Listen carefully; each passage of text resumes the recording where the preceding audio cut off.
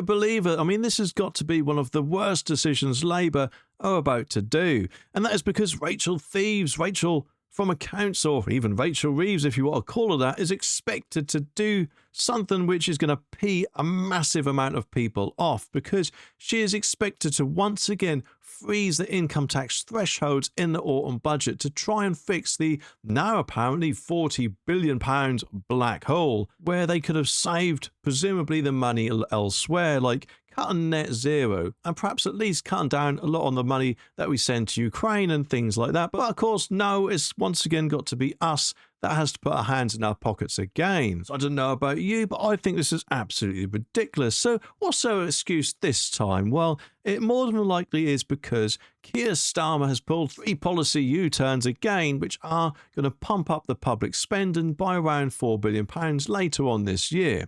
Some folks in the Labour Party even think that she may not make it through the year if she has to raise taxes and cut spending at the same time. I personally don't think she will as well, along with, of course, Keir Starmer. Hopefully, that could be the silver lining of this whole mess. If she does indeed impose these freezes on our tax thresholds and continues this nasty fiscal drag, then hopefully, at the very least, Keir Starmer and Rachel Reeves will at least have to fall on their swords and quit.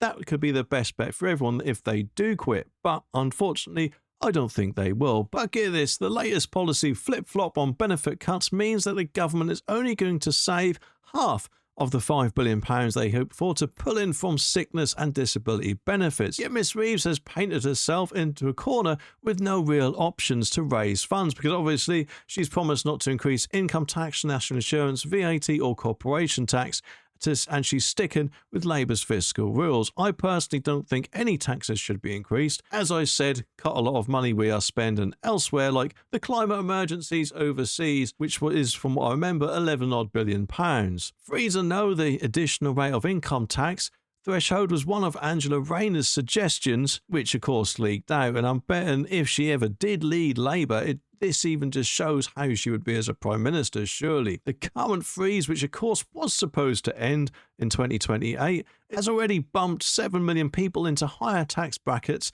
last year than they would have even needed to be in. Some, I'm betting, wouldn't even have to pay tax at all had the fiscal drag not been implemented in the first place. But apparently this raked in £15 billion. And Paul Johnson from the Institute of Fiscal Studies reckons a further freeze would be pretty high up the popularity scale for this year's budget. He thinks it is likely to raise around £10 billion in extra revenue by the end of this parliament. I mean, whilst it may raise money, think what that is going to do to our pockets in the meantime, especially when we're in the middle of a cost of living crisis with food prices basically taking a pee every time we go into the supermarkets, eh? But one Labour MP said that Chancellor is in deep trouble because she's already ruled out the simplest ways to raise revenue.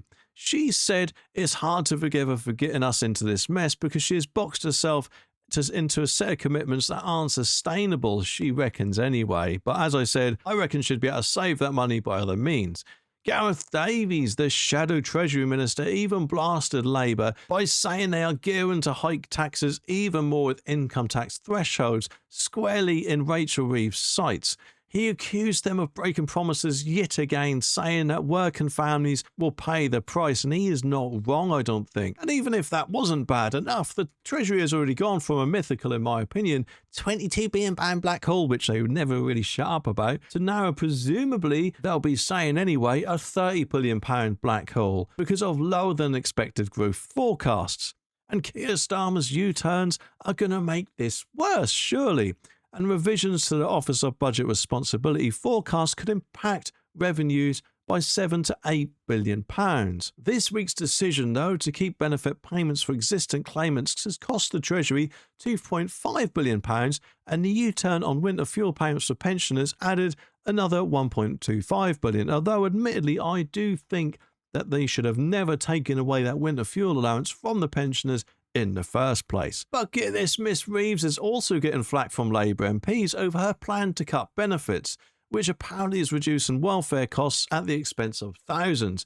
And Keir watered down the measures to avoid a massive rebellion, only to save his skin, I reckon. Insisting that is apparently common sense, which I never knew he really had.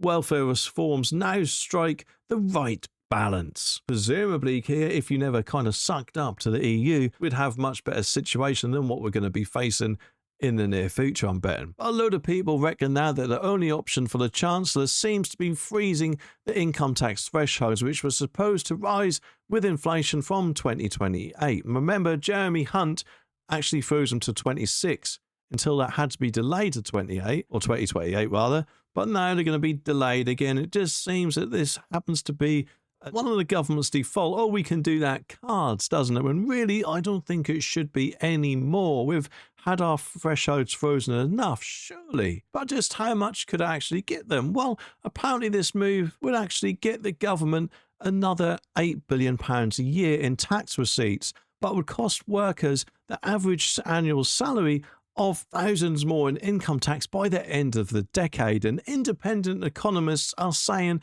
that a further freeze this autumn is practically a certainty, with more hikes on smaller taxes to hit the pensions might just be what's needed to plug this shortfall. It's just absolutely absurd, isn't it? But what are they all said about it? Well, apparently Downing Street has refused to rule out any further tax rises, with a spokesman saying, as ever, a long-standing principle, tax decisions are set out by fiscal events. However, Miss Reeves' team remains optimistic that a good economic performance between now and the budget will reduce the £105 billion costs of servicing government debt, which now currently accounts for 8.2% of public expenditure. Now, I don't know about you, but look at this graph. This doesn't really fill you with that much confidence, does it? Especially when, as I said earlier, we are in the middle of a cost of living crisis. And therefore, we need all the money we can get in our pockets, not yours, Rachel Reeves. But anyway, what do you think about this? Let me know down in the comments, and I'll be back very soon with some more videos. So make sure you click the subscribe button down there so you don't miss my next one.